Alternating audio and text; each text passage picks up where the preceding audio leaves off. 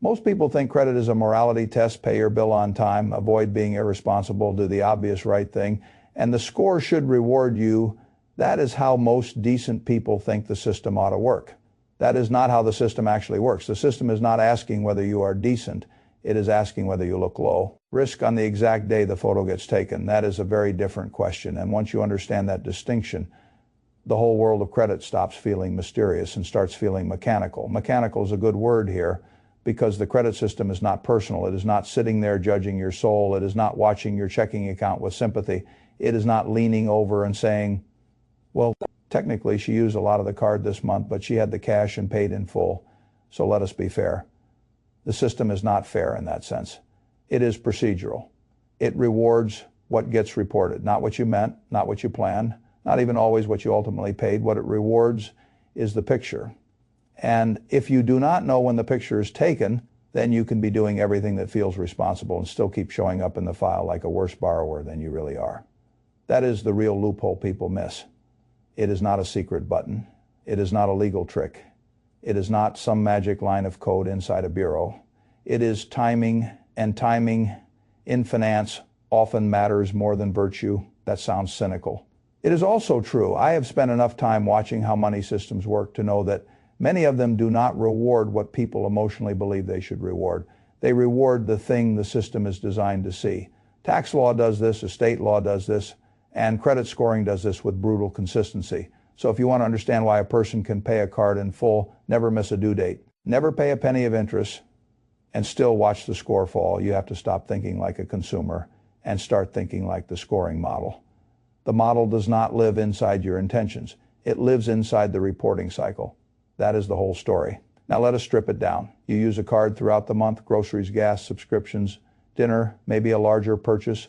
The balance climbs, you can pay it, you are not worried. Then the bill arrives, you pay the full balance. You feel responsible because you were responsible.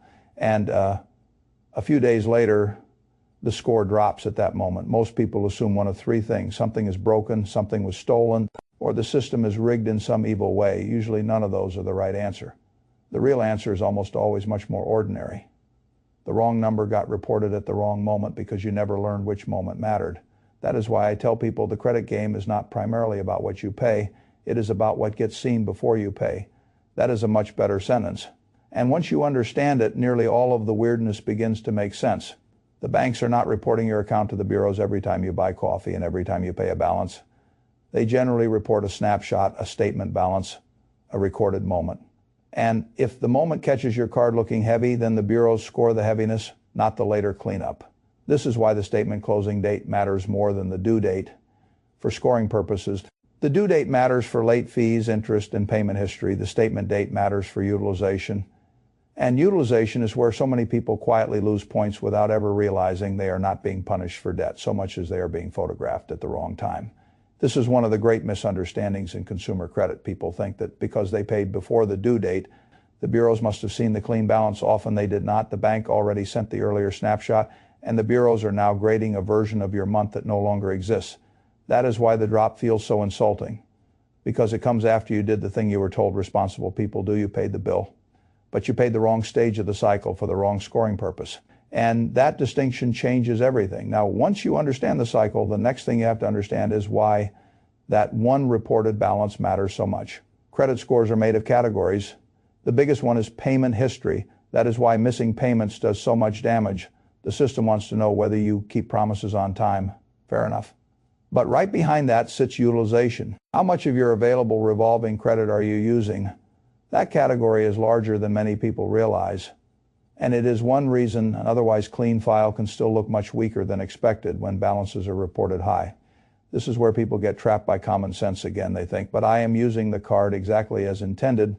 Yes, you are. The scoring model is not asking that question. It is asking something more statistical. How dependent on available revolving credit does this file appear to be right now? That is what high utilization signals. It may not reflect desperation in real life, but it can still be read that way by the model.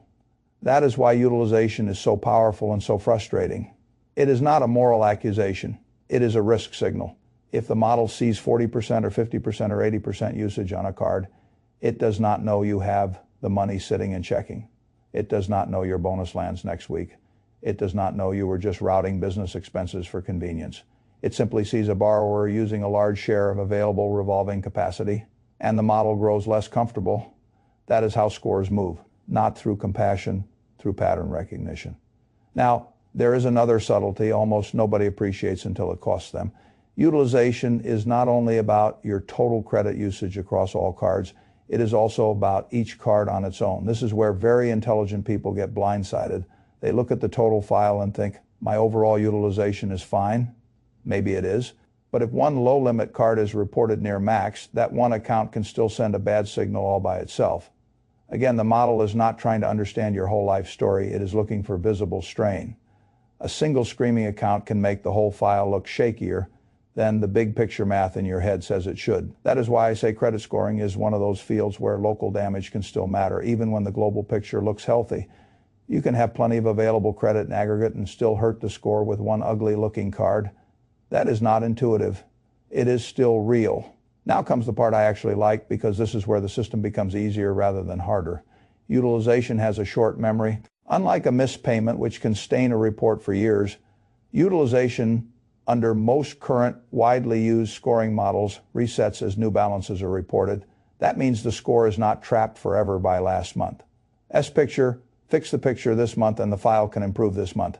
That is why I call timing the loophole. Not because you discovered some immoral exploit, because the category is flexible enough that one well-timed action can improve what gets seen very quickly.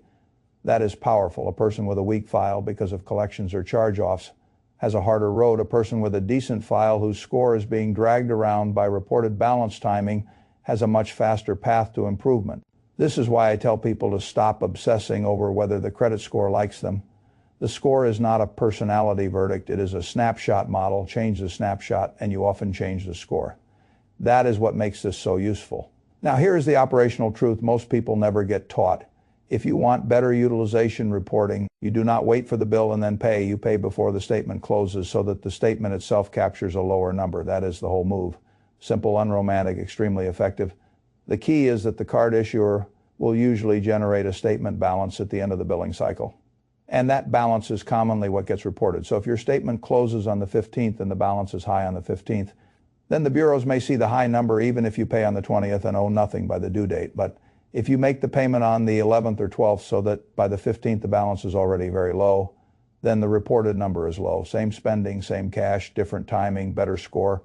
That is what people mean when they talk about the one day that controls your score. It is really the statement closing moment, not in some mystical sense, just in the practical sense that the picture is taken there. This is why I say credit is more like photography than morality. If you clean the room after the camera clicked, the photograph still shows the mess. Now, of course, once people learn this, they often swing too far the other direction. They hear that low utilization is good and decide that zero across every card every month must be best reasonable guess. Not always the best outcome, because the model also wants to see that you can use credit and manage it responsibly. A file showing all zero balances every single month can sometimes be slightly less optimal than a file showing one small, well-controlled balance. And the rest near zero, that is where the all zero except one method comes from. Not because carrying a balance is good, carrying interest is not good. That is not the point. The point is reporting a tiny balance on one card, so the model sees active credit use handled conservatively. This is one of the most misunderstood distinctions in all of consumer credit. Reporting a balance is not the same thing as carrying debt into interest. You can let a small amount report on one card and still pay it by the due date, avoiding interest entirely. That is a very different thing from carrying revolving debt month to month. The model sees use, the bank gets paid, you keep the cash efficiency. That is intelligent. Now, I want to slow down here because people love precision in the wrong places. The famous 1% rule is not a commandment handed down from heaven. It is a practical shorthand. Low single-digit utilization, often around 1 to 6%, is where very strong files often live. Not because 1.0% is magical and 2.0% is bad, because the broad signal is what matters. The model sees very light, very controlled use. I had what you are trying to communicate. You are telling the system, I have access to credit, I use it, but I do not appear dependent on it. That is exactly the sort of borrower the algorithm likes. Notice the psychology there. The ideal borrower in the eyes of the scoring model is not someone who desperately needs the line every month, nor is it someone who never uses it at all. It is someone who demonstrates command. That is the image. And credit scoring, more than most people realize, is image management built on real data. Now let me tell you how I think ordinary people should actually do this. First, you need to know the statement closing date for every card, not the due date, the closing date. Those are different things. The due date protects your payment history. The closing date shapes your utilization reporting. If you do not know the closing date, you are operating blind. Second, build reminders a few days before that date, not the same day a few days before, because transfers need time to post. Too many people learn the principle and then still miss the timing because they waited until the eve of the statement close and the payment did not land in time. That is not strategy, that is wishful thinking. Third, on the reminder day, decide what you want the statement to show. Maybe you want one card to report a very small balance. Maybe you want the rest at zero, fine. Then pay them down before the statement generates, not afterward. Fourth, do not confuse this tactic with ignoring the due date. You still must pay what remains by the due date. The scoring trick is useless if you accidentally create late payment damage, chasing utilization perfection. A missed payment is a bomb, utilization is a dial. Never blow yourself up trying to tune the dial more precisely. Fifth, if you constantly find yourself hitting the limit and needing to pay down the card multiple times a month just to keep it usable, the real issue may not be timing. The real issue may be that your limit is too low for your regular spending pattern. That is where a higher credit limit can help enormously. Not because more credit is morally better, because more room lowers utilization naturally if your spending is stable. A larger denominator makes the same spending look less stressed, that matters, but you must handle that wisely. Higher limits are useful only if the household remains disciplined. Now, I also want to say something that almost nobody says when they teach this. A better score is not the final objective, it is a tool. Too many people start treating the score itself like a trophy. That is childish. The score exists to buy you cheaper access to credit, cleaner approvals, better insurance pricing in some jurisdictions, and more favorable terms on important transactions. That is its purpose. So if you use timing strategy to push the score up, wonderful. But remember why you are doing it. You are not collecting points for their own sake. You are reducing friction in your future financial life. That matters because the score can become addictive. People start micromanaging every tiny fluctuation as though life itself were being graded. That is a bad way to live. What you want is a calm, repeatable system that gets the file into excellent territory and keeps it there without obsessiveness. That is the adult goal. And here is another important truth. This utilization timing strategy is powerful, but it is not a cure for everything. If the report has collections, charge-offs, identity errors, stale derogatories, or genuinely late payments, then low utilization alone will not transform the file.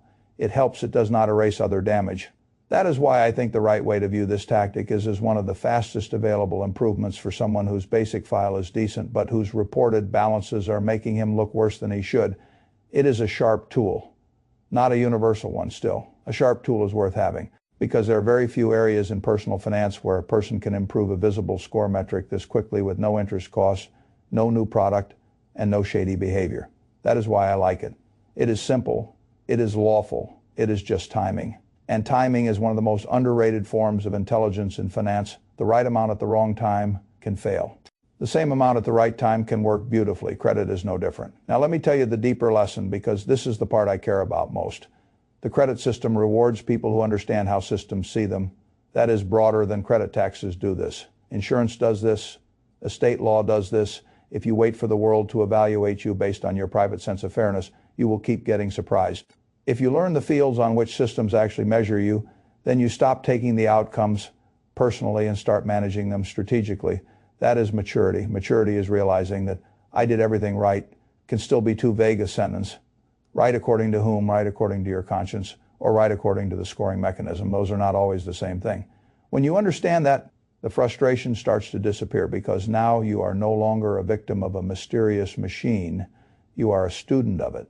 And once you become a student of it, the machine often gets much easier to handle. That is the real opportunity here, not a gimmick competence. Competence compounds too. A person who understands statement dates, utilization, account structure, limit management, and the difference between reporting a balance and carrying interest becomes harder to exploit. That is valuable, much more valuable than the 20 points themselves. Though the 20 points are nice too, because once you understand the process, you stop behaving like someone waiting to be graded and start behaving like someone designing the grade inputs in advance. That is a far stronger posture. So if you want the cleanest possible summary, it is this. Your score is not always reacting to when you paid. It is often reacting to what balance was reported before you paid. The statement closing date matters more than most people realize. Low utilization is better than high utilization. A tiny reported balance can often look better than all zeros. And none of this requires paying interest if you manage the cycle correctly. That is the whole technique. Find the closing date, pay before the statement. Let one card report a very small balance if you want the strongest optimization. Pay the rest by the due date. Repeat calmly. Do not turn it into obsession. Just turn it into process. That is how grown people handle credit. Not with fear, not with mysticism, with timing. And in the end, that is what the banks and bureaus understand far better than the average borrower does. The picture matters. Once you know when the camera clicks, the rest becomes a lot easier.